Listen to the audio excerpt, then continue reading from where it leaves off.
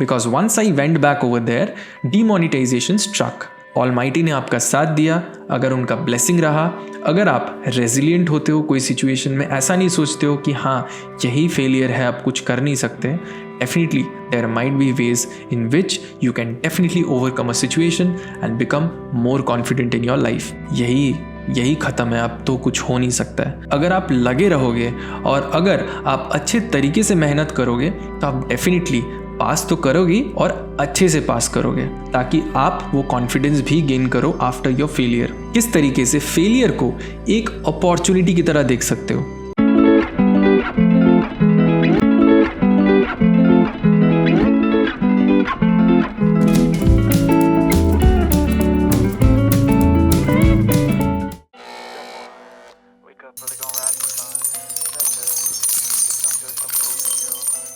नमस्ते दोस्तों, आप सबको स्वागत है एक और नया एपिसोड में। और इस एपिसोड में हम लोग बात करने वाले हैं कि किस तरीके से आप फेलियर जो आ रहे हैं ना अपने लाइफ में, उसको एक अच्छे तरह से यूटिलाइज कर सकते हो। अब फेलियर्स हमेशा आपका खुद का नहीं होता है, वो काफ़ी बार सिचुएशंस की वजह से भी होता है। चलिए मैं आपको एग्जाम्पल देता हूँ, जैसे मैं हमेशा अपने लाइफ से एग्जाम्पल देता हूँ। सबसे पहला आपको मैं एग्जाम्पल दूंगा 2016 का। उस वक्त मैं अभी जो मेरा प्रेजेंट बिजनेस पार्टनर है उसके साथ मैं गया हुआ था मलेशिया में इंटर्नशिप करने के लिए। अब वहाँ जाने के बाद, जैसे मैंने बताया था आपको इससे पहले कई बार वीडियोस में, कि मुझे उस वक्त जॉन्डिस हो गया था। मैं इंडिया वापस आया था एंड वापस मैं चला गया था मलेशिया फॉर द ट्रेनिंग। तो मुझे लगा था कि यार ये मेरे लिए हर्डल था, सिचुएशन ने शायद मुझे फेल करवा दिया। बट उस वक्त आया एक और हर्डल जो शायद इवेंचुअली इंडिया के लिए बेनिफिशियल हुआ है, बट उस वक्त मेरे को बहुत डिफिकल्टी हुआ था उस सिचुएशन में। Because once I went back over there demonetisation struck.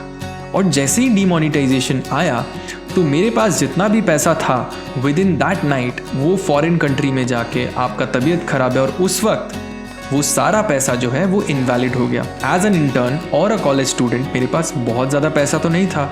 अब हम लोगों ने क्या किया, उस वक्त we used to sleep under the table in the office. वो रेजिलियंस खुद के लिए बिल्ड किया कि नहीं, इस सिचुएशन को किसी तरह से तो ओवरकम करना ही है। एंड आपको ये बिलीव करना ज़रूरी है कि अगर ऑलमाइटी ने आपका साथ दिया, अगर उनका ब्लेसिंग रहा, अगर आप रेजिलिएंट होते हो कोई सिचुएशन में, ऐसा नहीं सोचते हो कि हाँ यही फेलियर है, आप कुछ कर नहीं सकते, definitely there might be ways in which you can definitely overcome a situation and become more confident in your life.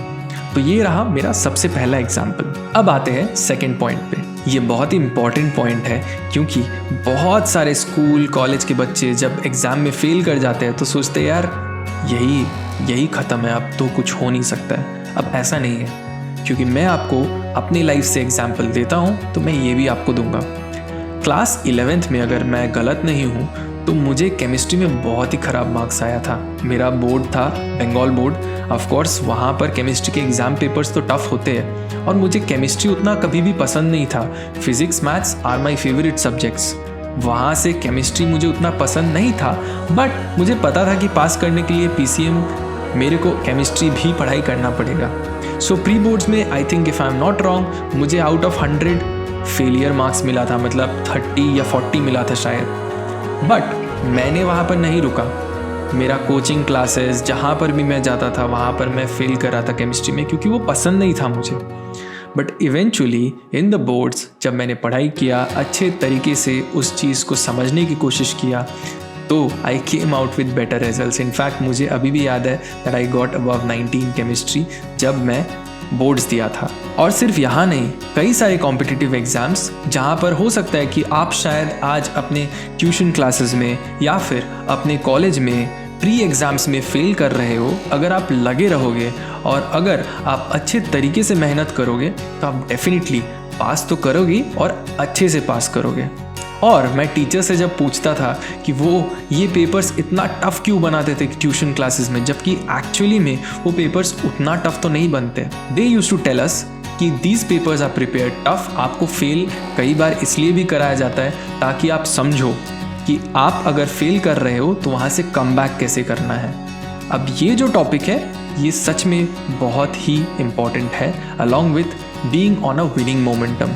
क्योंकि मैं देखता था जैसे जैसे एग्ज़ाम्स क्लोज़र आता था वैसे वैसे हमारे कोचिंग क्लासेस में ना पेपर्स को लीनियंट बनाया जाता था ताकि आप वो कॉन्फिडेंस भी गेन करो आफ्टर योर फेलियर.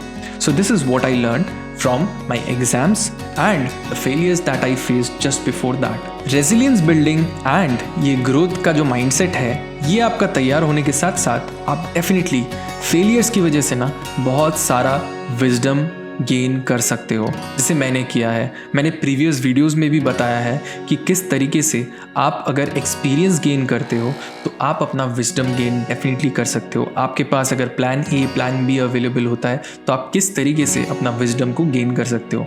अगर आपने प्रीवियस वीडियोस देखा नहीं है तो आप डेफिनेटली जाके देख सकते हो जो मेरे चैनल पे अवेलेबल है. अब आपको फोर्थ पॉइंट बताते हैं जहाँ पर मैं आपको बताने वाला हूँ कि आप किस तरीके से फेलियर को एक अपॉर्चुनिटी की तरह देख सकते हो. तो चलिए, सबसे पहले मैं जब फिटनेस जर्नी शुरू किया अपना वेट लॉस जर्नी से, तो मैंने रनिंग को सबसे इम्पॉर्टेंट तरीका माना और रनिंग करना शुरू किया. अब एक टाइम के बाद रनिंग करते करते सिंस मैंने हार्ड सरफेस पे रनिंग किया था तो मेरे को नी में चोट पहुंचने लगा. तो डॉक्टर ने बोला आप रनिंग अभी इस तरीके से नहीं कर सकते हो.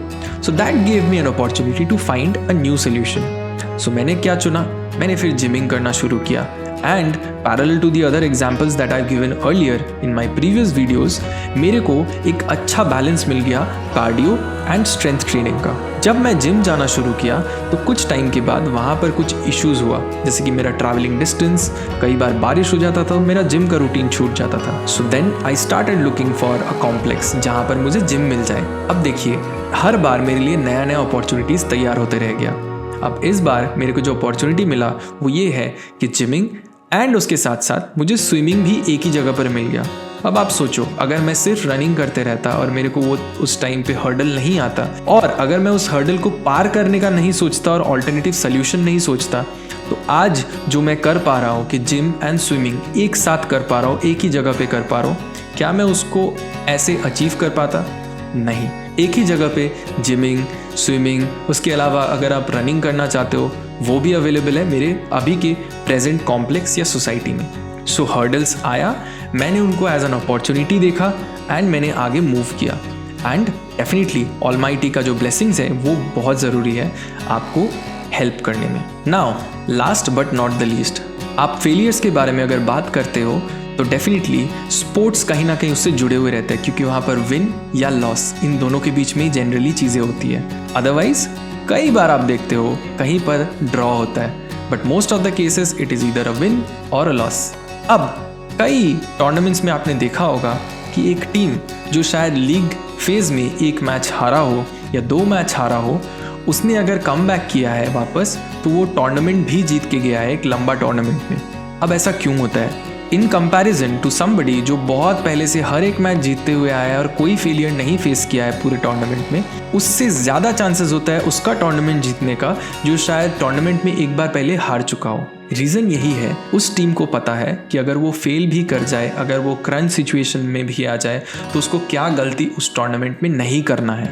ये एग्जाम्पल हम लोगों को ये भी सिखाता है कि अगर आप कोई फेलियर से बैक कर सकते, जैसे मैंने पहला लेसन में आप लोगों को बताया था कि ये आपका जो कॉन्फिडेंस है ना वो अलग लेवल पे बूस्ट कर सकता है. सी जो सारा पॉइंट्स है ना, ये सारा पॉइंट से मैंने सीखा है कि फेलियर को आपको ऐसे नहीं देखना है कि आप फेलियर कोई सिचुएशन की वजह से हुआ हो या आपकी वजह से हुआ हो या किसी और की वजह से हुआ हो. आपको उसको एज अ एंड पॉइंट नहीं देखना है, आपको फेलियर को एज अ स्टेपिंग स्टोन देखना शुरू करना है. अगर आप उसको देखना शुरू करोगे तो आप डेफिनेटली और ज़्यादा विजडम एक्वायर कर सकते हो, आप अपना कॉन्फिडेंस बूस्ट कर सकते हो, तो आप डेफिनेटली अपना रेजिलियंस बढ़ा सकते हो. एंड आप अच्छे तरीके से अगर आपने अपॉर्चुनिटीज़ को रिकग्नाइज करते हो तब तो कमाल ही हो जाएगा. सो अगर आपको ये वीडियो अच्छा लगा है तो डेफिनेटली आप इस वीडियो को शेयर कीजिएगा उन लोगों के साथ जिनको ये ज़रूरत हो सकता है, जिनको शेयर करने से डेफिनेटली उनको थोड़ा मदद हो सकता है. क्योंकि हमारा चैनल का जो मेन कारण है वो ये है कि अगर हम हमारे चैनल से, हम हमारे जो वीडियोस है उससे अगर एक भी इंसान को मदद कर पाए तो हमारे चैनल को बहुत अच्छा लगेगा.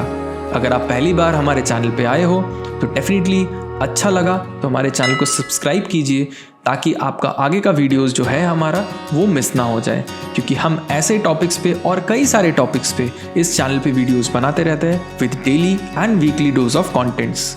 That is what we are trying, that is what we are doing as a team, and we are looking forward to it eagerly to be better with you every day. मिलते हैं hopefully अगले episode में बहुत जल्द। नमस्ते।